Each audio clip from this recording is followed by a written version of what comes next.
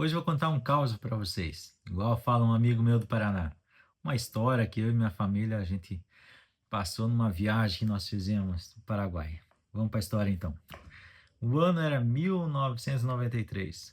Morava eu e minha família lá em Marmelândia, uma vilazinha do interior do Paraná, onde eu aprontei muita coisa, muita arte que eu vivi nesse lugar e eu tenho muitas recordações. E teve um dia desse que meus pais me pegaram e fomos fazer uma visita para os meus avós, que moravam lá no Paraguai. Eles não me conheciam, acredito eu, né? Não tinha celular e era longinho, tinha 3 aninhos, eu acredito que eles não me conheciam. E a gente foi, pegamos um ônibus, já não tinha carro na época também, pegamos um ônibus e fomos até a vila ou localidade lá da divisa, fronteira lá, Porto Mendes, cidade brasileira de Porto Mendes. Chegamos lá, lá tinha o rio Iguaçu, tinha não, ainda tem o rio Paraná, o rio Paranazão, né? Lá naquele local também, próximo dali, eles fizeram a hidrelétrica de Itaipu, uma das maiores do mundo até, inclusive, né? E nessa hidrelétrica, eles fizeram uma alagada, uma represa, né? E pensa num lugar grande que ficou muita água mesmo. E a gente tinha que fazer a travessia daquilo tudo, né? Não tinha ponte também, a travessia tinha que ser por barco. Um barco simples, né? Um botezinho para 10, 12 pessoas a motor, que as pessoas usavam para fazer a travessia daquilo.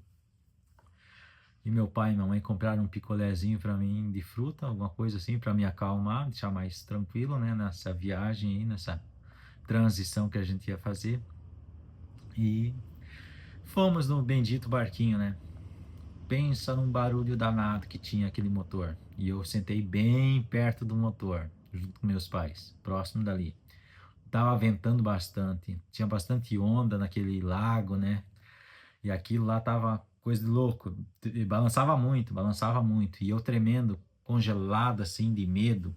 Não sabia se estava tremendo de frio, do vento que tinha. Não sabia se eu estava tremendo de medo. Não sabia se estava tremendo se era por causa do barulho que deixava eu surdo também daquele bote. E fomos, né? Bora.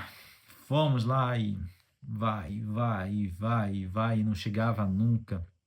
E a água tava agitada, né? Tava brabo o negócio lá e o cara, que tava pilotando o barco lá também não podia ir reto, né? Tinha que ir meio costeando assim até chegar lá.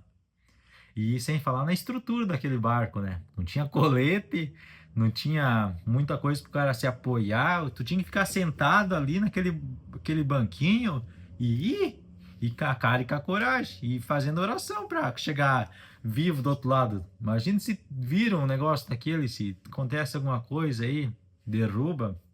Meu Deus, tchau, né? Era morte, era morte. Não tinha nem colete. E eu não sabia nadar, imagina, uma criança. Meus pais também, é coisa de louco, sabe? Coisa de louco. Hoje não tem mais o que tinha antes. Como era feita a travessia antes, assim, era diferente do dia de agora, né? Hoje tem mais segurança, pelo menos. Tudo meio que monitorado. Antes não tinha monitoramento, não tinha muita coisa para o cara se escapar, se desse algum BO lá na água. Mas fomos, né? Com a cara e com a coragem, com muita fé no coração, a gente foi. Conseguimos, chegamos sãos e salvos do outro lado da margem, lá na vilazinha lá do Paraguai já, pertencia, Puerto Adale. Puerto Adale, isso. Um lugar que nunca tinha ouvido falar. Esse tempo que meu pai falou desse lugar que a gente desembarcou lá. E beleza. E era estrada de chão. Se o Brasil naquela época no interior já era meio precária a situação, imagina no Paraguai, que era menos desenvolvido ainda e numa vilazinha. Era um mato só, né? Só mato e estrada de chão e não se via mais nada. Carro era difícil. E a gente indo. Tinha que andar uns 10, 12 quilômetros mais ou menos até chegar na casa onde que meu avô morava, no interior, no sítiozinho também. E a gente caminhando. Legal, tava indo. Daí, de repente, encostou uma moto perto da gente. Um motoqueiro sozinho. E daí começou a rodear e rodear e parou e começou a conversar com meus pais, né? Meu pai falando em espanhol, meu pai entende um pouco de espanhol, ele morou um tempo no Paraguai e se vira legal com espanhol assim. E começou a conversar com ele.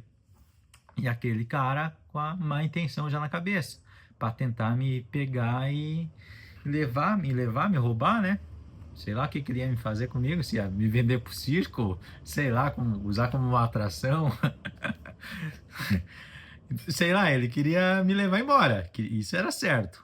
Falou, não, vou dar uma carona para ele, eu sei onde que teus pais moram, eu conheço aqui a região, eu sou daqui, conheço o povo.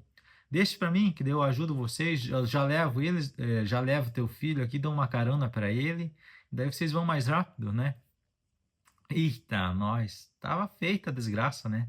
Glória a Deus que o meu pai ainda se ligou e, claro que não aceitou, né? E falou: não, não, não vou, não, e não bateu o pé. E o cara tentando e persuadindo ali, né, nos ouvidos dele. E daí meu pai não quis, deu um basta. E ele viu que não ia dar em nada e pegou e saiu fora.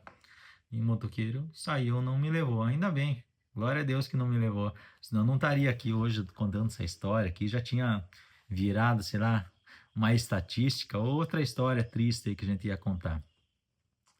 Beleza, passou aquilo, conseguimos chegar na onde que meu avô e minha avó moravam na época lá. Meu avô, eu lembro que ele estava fazendo uma roçada com uma foice, daí ele viu a gente chegando, né? E não, claro que não estava esperando, não tinha como ligar para eles também, não estava esperando.